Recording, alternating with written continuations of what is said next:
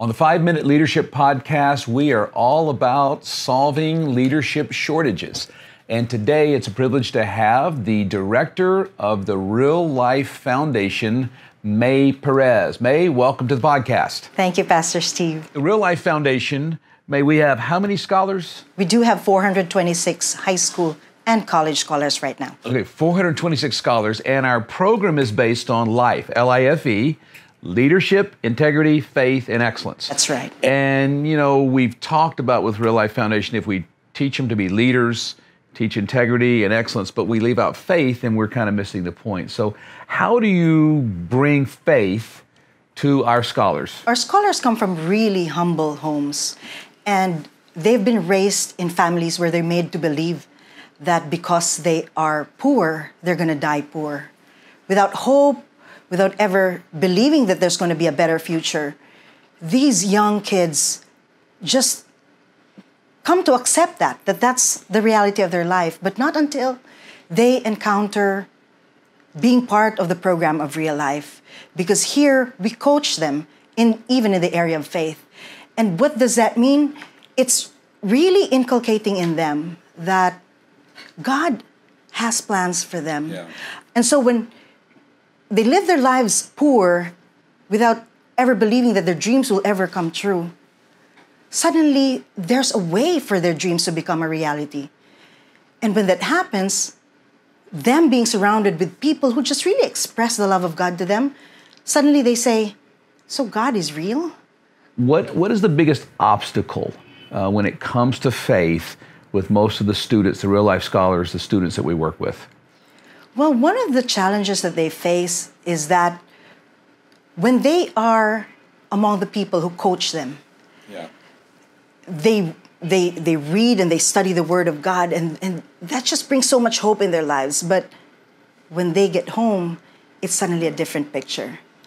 And for very young minds, that's kind of hard to try to put that together and believe that which one is true. So we're just really believing in God that He's going to allow them to grow in their faith, to see that. How do we get people past that to where their faith begins to change the circumstances? Not just changes their heart, because the gospel does that, but also changes the world they live in. Because they come from homes also where the parents are not believers yet. And so that's why part of our program is really trying to reach out to the parents as well, so that they would also come to the same faith as their children. Yeah.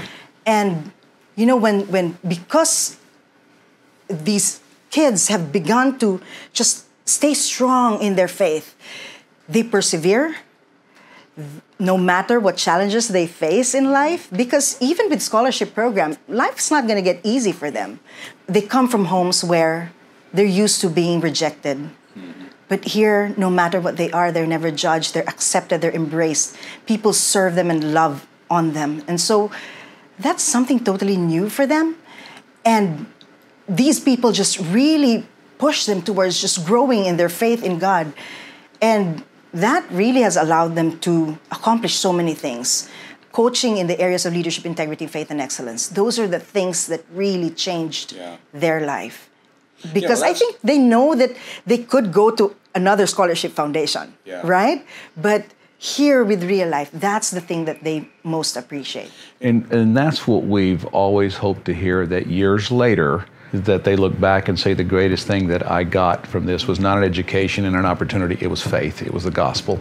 And thank you for keeping the gospel the center of what we're doing. I want to say thank you to everyone who has so generously helped Real Life Foundation and helped change the lives of hundreds of scholars. And if it's not Real Life Foundation, if it's some other foundation and some other ministry of compassion for the less fortunate, thank you for giving. And if you're not, find one, get involved, and generously give to help those less fortunate, and watch what God will do in their lives through your generosity.